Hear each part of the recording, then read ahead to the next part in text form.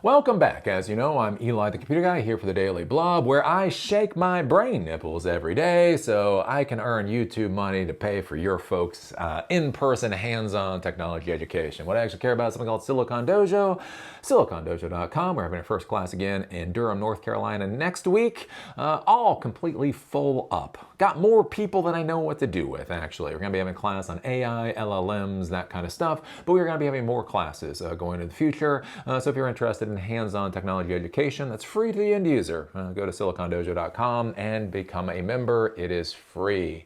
So I think this is interesting. This could be interesting. This could be fascinating.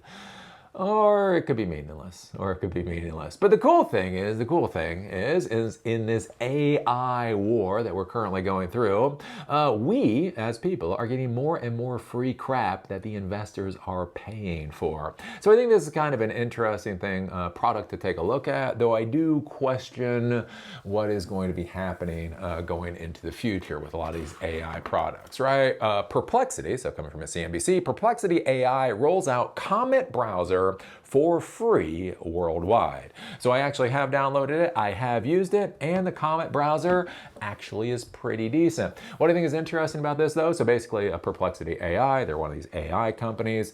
They've been dealing with like AI powered search and that type of deal for a while. And so they came out with this browser. The idea is, what if your browser was essentially powered by artificial intelligence and it became more of just kind of like this platform you interact with, like you just kind of ask it questions and then it tries to give you the best answers, which I think is actually kind of interesting. Where I worry about this though is they talk about the cost of artificial intelligence, right? So,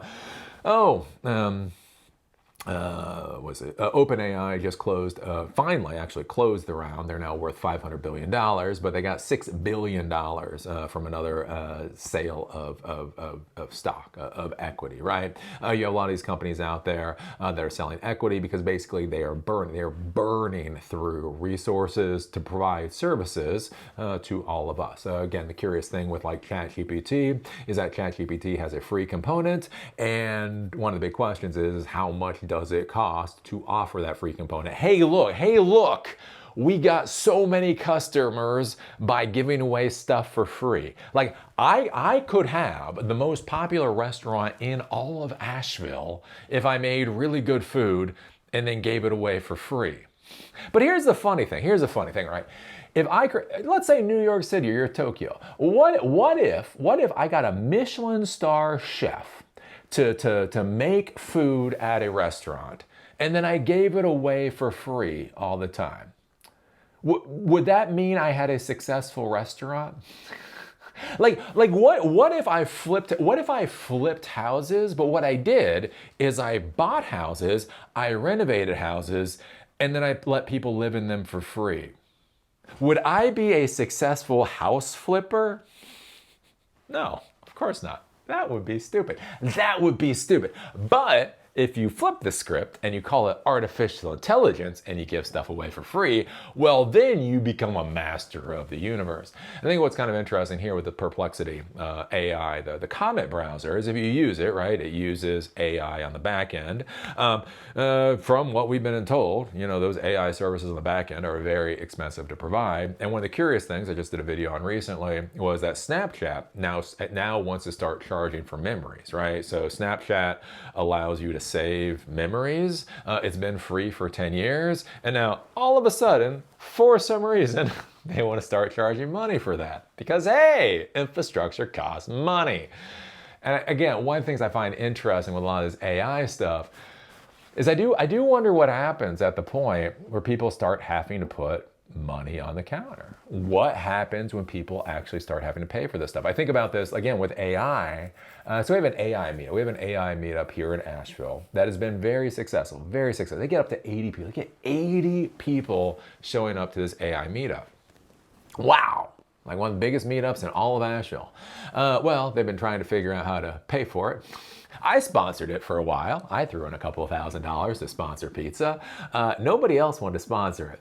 because in Asheville, people don't sponsor shit for some reason. Anyways, so they're trying to figure out how to, make it successful, and they decided to start charging like $8 per session, right? So they got 80 people coming. Hey, look at how successful we are. We're gonna start charging $8 for people to come, blase, blase.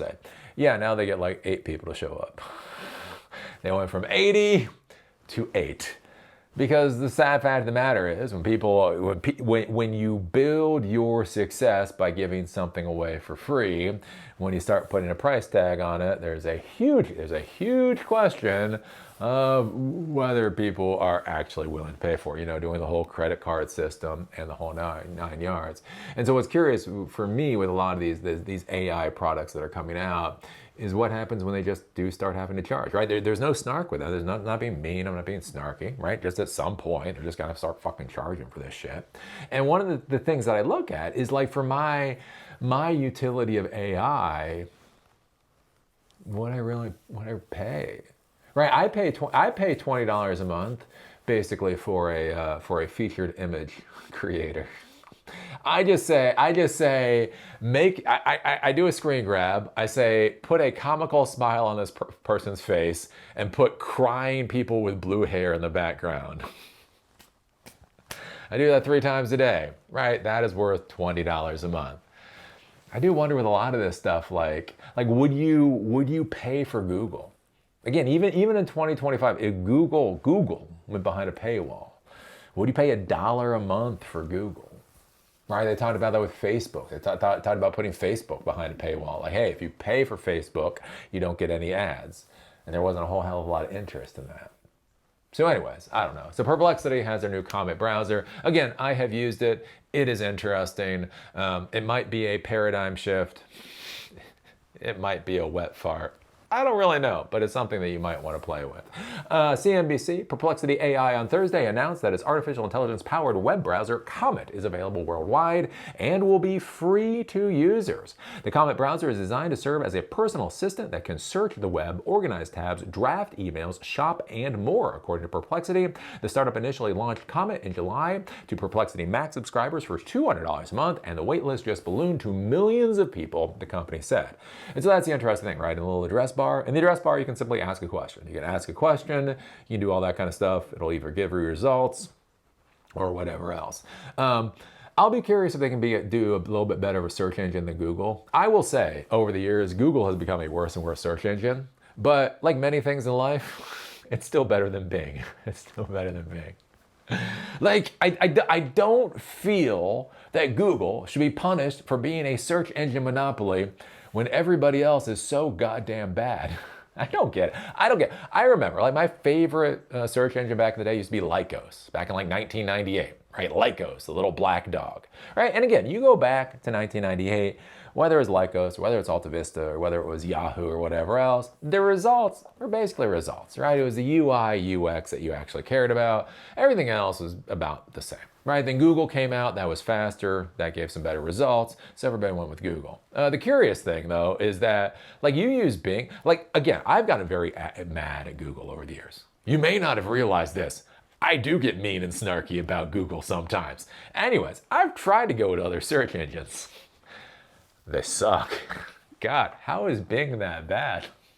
How is Bing that bad? You know who should get punished? Microsoft. Microsoft should get punished for that shit show. Anyways, so it will be curious here, like with Comet, like with their AI stuff, right? If you build a search engine in 2025, and again, I think that's an interesting thing to be thinking about with the technology world, the whole idea of legacy, right? Google is Google because it was created back in the late 90s, right? Off the late 90s mentality. That's what created Google, and now Google is Google. And Google has a lot of good things going for it, but it has a lot of legacy baggage that goes along with it. One of the curious things is, like when Perplexity comes out with Comet, kind of the idea is that they can start at 2025. How would we do this if we created this in 2025? Again, might actually be really cool. I don't know. I've played with it. It's okay. That's interesting. Perplexity's decision to provide Comet for free could help it attract more users as it works to fend off rivals like Google, OpenAI, and Anthropic that have their own AI browser offerings. And I do find this weird with the AI world. Yes, we can burn more money than you can. Oh, OpenAI thinks they can burn money? Oh, they've never seen me burn money before. Which is the weird thing with this whole AI race. And that's where you've really got to understand. My frustration with this whole AI race is Apple didn't fucking give away iPhones. You have to understand what a shit proposition the iPhone initially was. So AT&T back in the day, AT&T has gotten better, but you go back to 2008, AT&T was an absolute shit cell phone provider, right? Their service sucked. It was garbage. And so AT&T basically farmed out for the iPhone, and they went to all the, Verizon and all these different cell phone services, and Apple wanted to maintain control over the iPhone.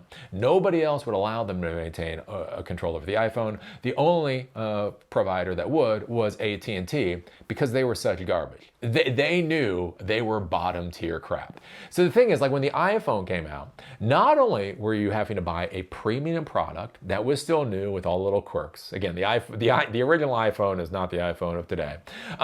And you were literally on the shittiest mobile provider out there.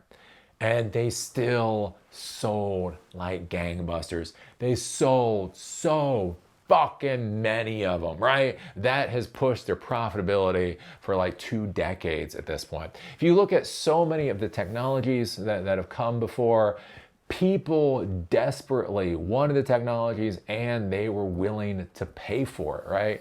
My concern with a lot of this AI stuff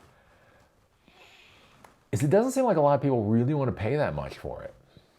Again, we hear about the investment. We hear about all the investments. NVIDIA does $100 billion. This, blah, blah, blah.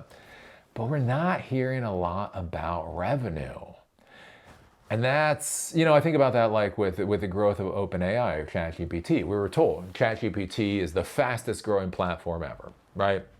It took however many months for Facebook to go from 0 users to 100 million users or whatever else. And ChatGPT did that in a fraction of the time. But the curious things there is like with Facebook or a lot of these other platforms, they're a multi-sided marketplace or whatever. So basically you join because other people are there. So a lot of people have to decide to come on basically at the same time to actually get that. Whereas with ChatGPT, right, it's AI. I can just create an account, I can use it and see what it's like. Right, the friction there, the barriers to entry is just a hell of a lot less, right? The value proposition is a hell of a lot more understandable. And so when they compare like OpenAI to Facebook, that's just fucking stupid. It doesn't make any sense, right? Poli-sci graduates, 22-year-old poli-sci graduates probably think that's the same, but it's not, right? And so that's where I do wonder with a lot of this AI stuff is how much of the traction that we're seeing from artificial intelligence is really about value propositions going into the future, and how much is it, again, burning cash and seeming cool and that kind of thing. Anyways, I don't know. Let's see. Perplexity said additional features are also on the way. The company teased a mobile version of Comet and a feature called Background Assistant, which can work on multiple tasks simultaneously and asynchronously. So that's one thing. If you tell it to do something, it's doing one thing at a time. So they're going to make it better and better. So this could be curious, right? This could almost be like the Java moment, right? The idea of you have one interface. Almost like a browser, but like what if it's like a software, a browser that actually runs your software or whatever. Anyways, like the, web browser moment.